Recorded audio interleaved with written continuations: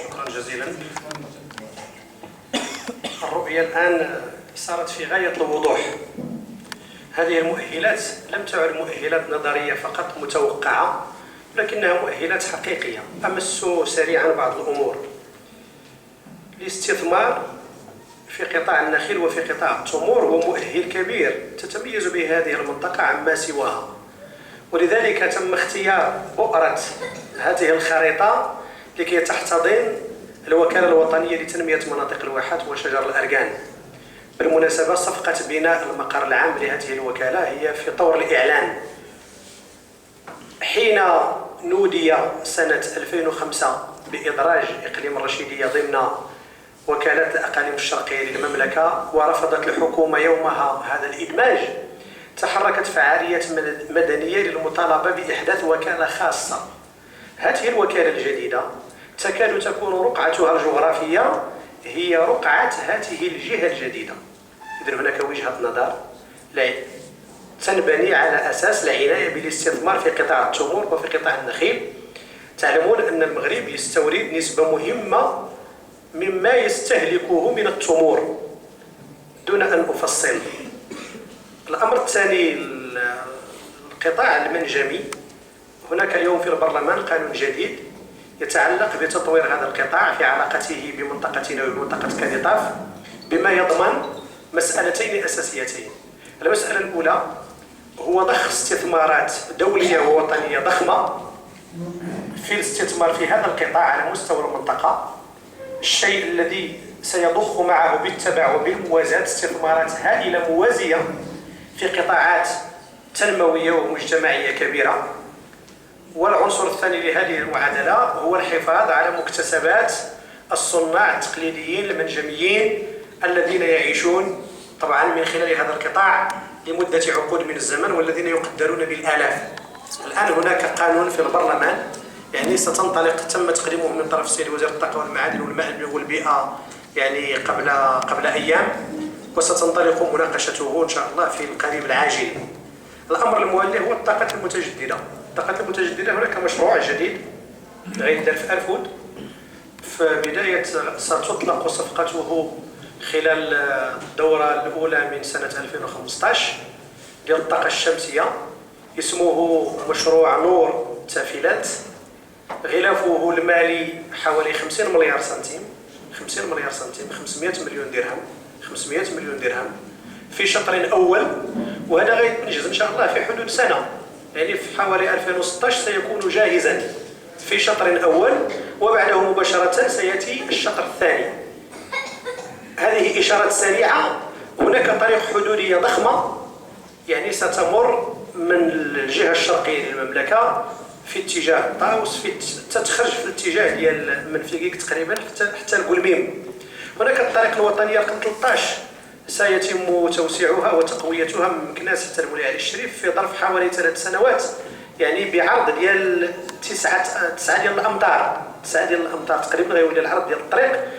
هذه ليست إمكانات ومؤهلات مفترضة أو متوقعة، ولكن هناك انطلاق حقيقي فعلي. التأهيل الحضري لمدن إقليم الرشيدية باعتباره هو العاصمة ديال الجهة تتجاوز حوالي مليار سنتيم من المشاريع الجديدة المدروسة والجاهز تمويلها والتي يمكن أن تنطلق يعني في الشهور القليلة القادمة. أختم أستاذ الكريم، المعول عليه في كل ذلك هو النخب البشرية، هو الإنسان.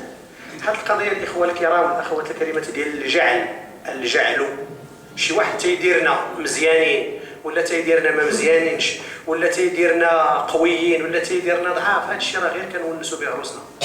الجعل هو مسألة ديال الله تعالى وديال الذوات. الجعل مسألة ذاتية. راه ملي نكونوا حنا غادي يجي والله التيسير، ملي ما نكونوش حنا هذاك العنصر البشري اللي راهم تيذكروا عليه الإخوان هو امتياز، هو كما تيقولوا فرصة بلغة التخطيط الاستراتيجي. هناك الفرص وهناك التهديدات. هو فرصة ولكن هو مهدد في الآن نفسه.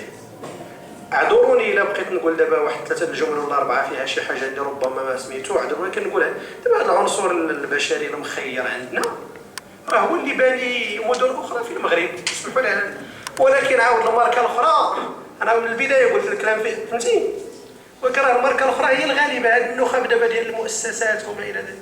اسمحوا لي وانا ولد الريصاني ولد السيفا ولد الفود وداك الشيء كامل، دابا الغالب على العنصر البشري ديالنا هو انه عنده ولاءات نهائيه. عطى العهد من واحد النهار لشي حاجه، واش ماركه من هذا النوع اللي هو احنا ما كنتكلمش على شي حد، واش ماركه من هذا النوع غادي نعولوا عليها اليوم بانها فرصه للتنميه كما قال الاستاذ فالح؟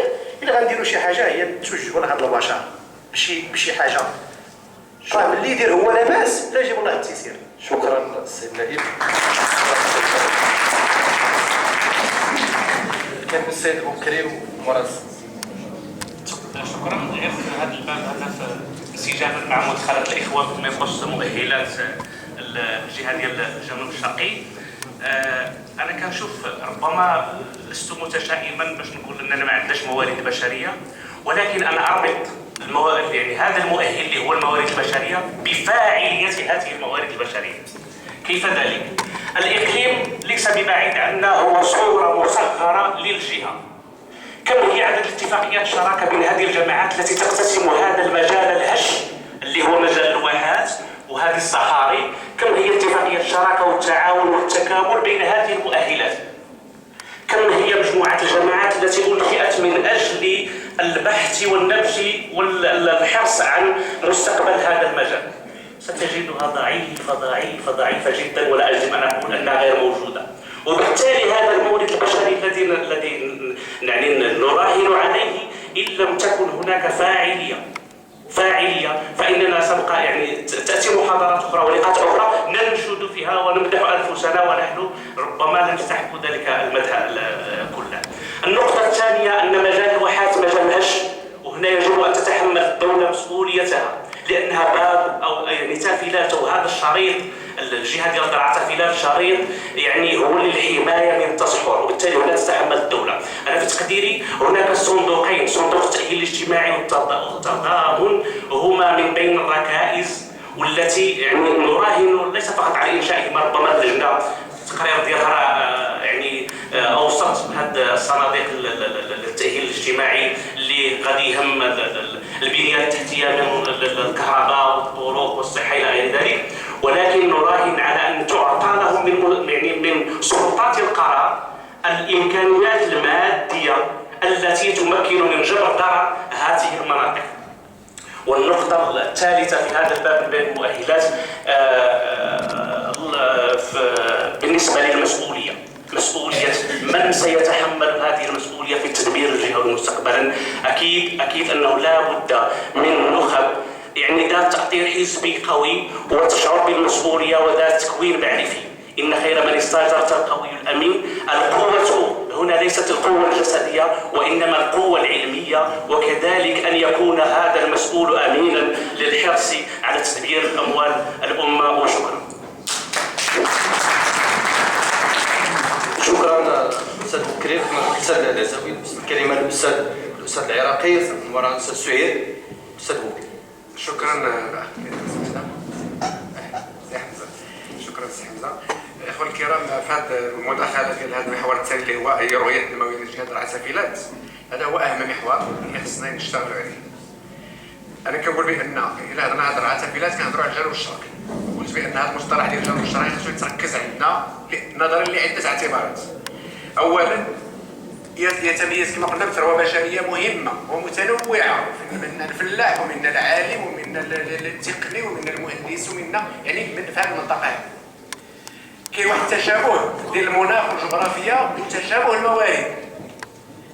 مناخ شبه صحراوي كيجمعنا كاملين، انبساط يعني في الجغرافيا يعني في هذه المنطقه كلها كما تفضل الاخ. معادن عندنا هذا الكاديطاف، واللي الوزاره الان راه في اتجاه ديال تاهيلها، واهم ما داخل تاهيلها كما قال الاخ عبد الله الصغيري هو القانون الجديد